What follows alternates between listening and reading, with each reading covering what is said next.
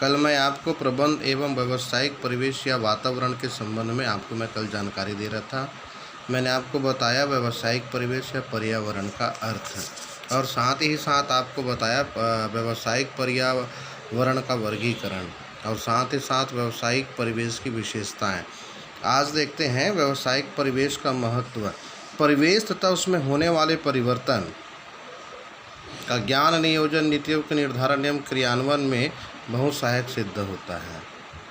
परिवेश की सूक्ष्म जांच से हम उन अवसरों तथा खतरों से परिचित हो सकते हैं जिनका व्यवसाय पर सीधा प्रभाव पड़ता है।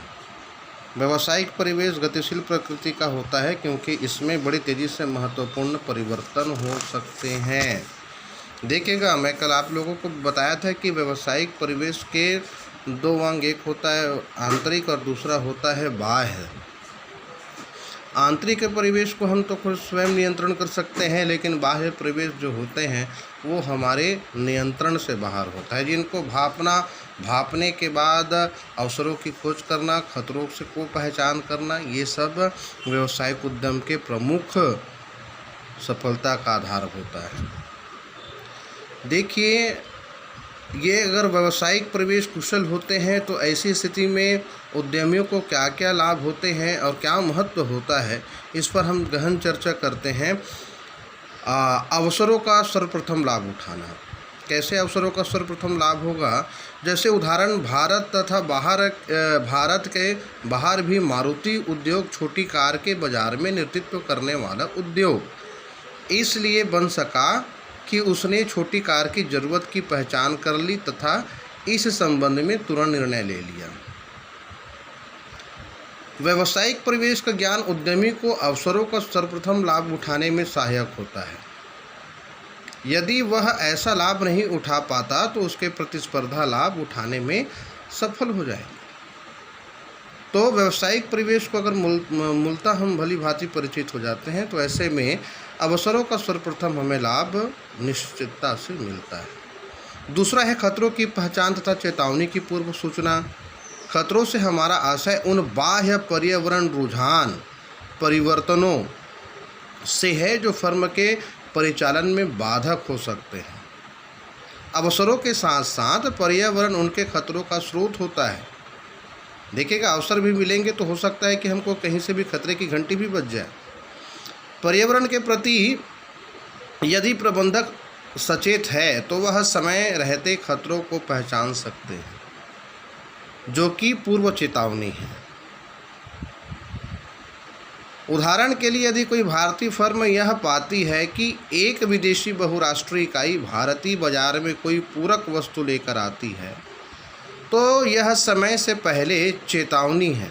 इस सूचना के आधार पर भारतीय फर्म अपने उत्पादों की गुणवत्ता में सुधार कर, उत्पादन लागत में कमी कर, आक्रामक विज्ञापन कर तथा अन्य ऐसे कदम उठाकर खतरे का सामना करने के लिए अपने आप को तैयार कर सकते। यानी प्रतिस्पर्धा के होड़ से भी हम आगे निकल सकते हैं और हम जो होने वाली परिवर्तन है, बाह्य परिवर्तन, उसको भांप सकते हैं, खतरे को पहचान सकते हैं। ये भी व्यावसायिक परिवेश का एक महत्व का सूत्र है। तीसरा है प्रबंध के लिए सहायक। व्यावसायिक परिवेश का ज्ञान ग्राहकों की बदलती हुई आवश्यकताओं तथा आकांक्षाओं से प्रबंध को परिचित कराता है। ग्राहक की जो क्रय शक्ति है विभिन्न प्रकार की होती है। ग्राहक की रुचि और फैशन में पल पल परिवर्तन होता रहता है। इससे क्या होता है कि प्रबंधक के लिए सहायक होती है, क्योंकि बाह्य व्यावसायिक परिवेश का ज्ञान ग्राहकों की बदलती हुई आवश्यकताओं तथा आकांक्षाओं से प्रबंध को परिचित कराता है। और रणनीति का आधार। व्यवसाय की रणनीति तैयार करने के लिए व्यावसायिक परिवेश संबंधी सूचनाएं बहुत उपयोगी रहती हैं। नियोजन तथा निर्णय का मार्ग प्रशस्त करना। व्यावसायिक परिवेश का ज्ञान नियोजन तथा निर्णयन में बहुत उपयोगी रहता है, अर्थात कार्य विधि की औपचारिकता पर अधिक ध्यान न देकर शीघ्र निर्णय लिए जा सकते हैं तथा प्राथमिकताओं को ध्यान में रखकर नियोजन को मूर्त रूप दिया जा सकता है। नियोजन भविष्य की जो हम प्रबंध करते हैं, घटनाओं की पहचान करते हैं, तो उस प्रकार से नियोजन तथा निर्णयन का मार्ग प्रशस्त कर सकते हैं। उपक्रम की छवि उज्ज्वल होना। व्यावसायिक परिवेश का ज्ञान जनता में उपक्रम की छवि को ऊंचा उठाने में महत्वपूर्ण भूमिका निभाता है। और सातवां है सतत मार्गदर्शन। व्यावसायिक परिवेश की जांच से अधिकारियों तथा योजना बनाने वालों को कई महत्वपूर्ण बातों का ज्ञान प्राप्त होता है और उन्हें सतत रूप से कार्य में मार्गदर्शन मिलता रहता है। देखिएगा, व्यावसायिक परिवेश के आयाम क्या होते हैं। व्यावसायिक परिवेश के आयाम क्या क्या होते हैं, अभी हम महत्व को देख रहे थे। व्यावसायिक परिवेश के आयाम हैं आर्थिक परिवेश, सामाजिक परिवेश, राजनीतिक परिवेश, कानूनी परिवेश, टेक्नोलॉजी परिवेश, जनसंख्या संबंधी परिवेश, सांस्कृतिक परिवेश, भौतिक परिवेश, अंतर्राष्ट्रीय परिवेश। तो ये व्यावसायिक पर्यावरण या परिवेश के आयाम होते हैं, जिसको एक उद्यमी या व्यवसायी को जानना समझना अति आवश्यक होता है। आर्थिक परिवेश के अंतर्गत क्या होती है, इकोनॉमिक इन्वायरमेंट। तो इसके अंतर्गत महत्वपूर्ण आर्थिक विशेषताओं, घटकों तथा शक्तियों से है जिनमें व्यावसायिक उपक्रम संचालित होता है।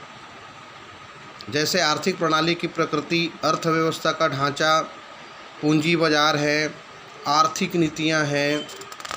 तो इस प्रकार से हम आर्थिक परिवेश को हम समझ सकते हैं, क्योंकि जब तक परिवेश से हम किसी भी प्रकार की जानकारी अगर उद्यमी को प्राप्त होती है तो सीधा सीधा हम कह सकते हैं कि व्यवसाय की सफलता का आधार होगा। सामाजिक परिवेश के अंतर्गत क्या होती है, जनसंख्या का आकार तथा संरचना, परिवार की संरचना, कार्य करने की इच्छा तथा श्रम के प्रति धारणा, प्रबंधकों की समाज का दृष्टिकोण अनुकूल या स्वीकारात्मक, प्रतिकूल या दोषपूर्ण, समाज की मानसिकता, रूढ़िवादी व अंधविश्वासी या वैज्ञानिक व तर्कसंगत वैज्ञानिक मानसिकता व्यवसाय की प्रगति में जहाँ सहायक होती है, वहाँ रूढ़िवादी मानसिकता व्यवसाय के विकास में बाधक सिद्ध होती है। अधिकार व दायित्वों के प्रति समाज का निष्ठावान होना या नहीं होना, निष्ठावान होने से व्यवसाय का विकास होता है और लापरवाह होने से व्यवसाय का विकास अवरुद्ध हो जाता है। इस प्रकार से ये सामाजिक परिवेश है। उदाहरणार्थ अगर हम देखते हैं कि स्वास्थ्य तथा फिटनेस आज बड़ी संख्या में शहरी लोगों में लोकप्रिय हो रहा है।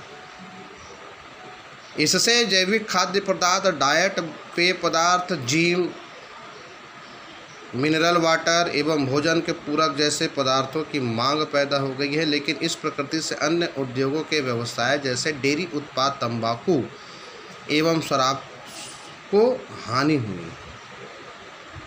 तो इस प्रकार से हम कह सकते हैं कि सामाजिक बदलाव से व्यवसाय को विभिन्न अवसर मिलते हैं और खतरे भी होते हैं।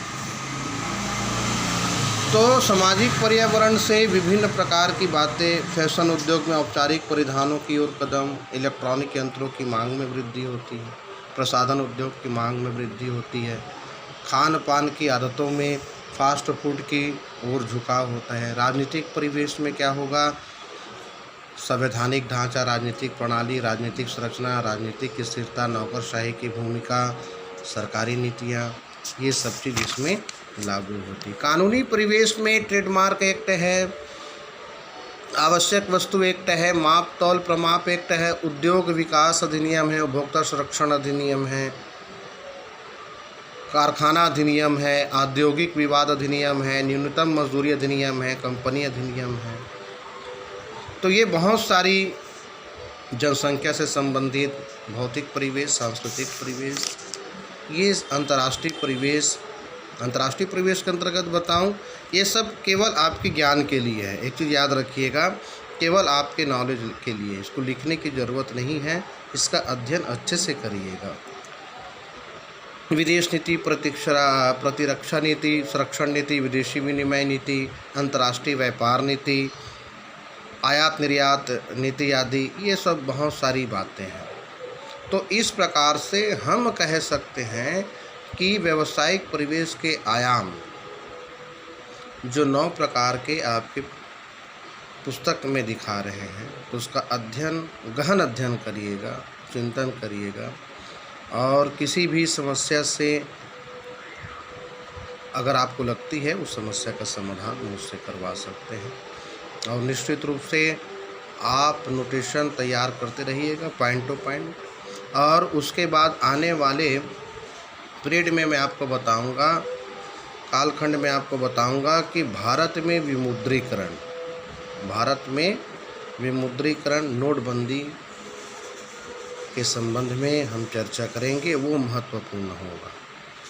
ठीक है, आज के लिए बस इतना ही, और थैंक यू।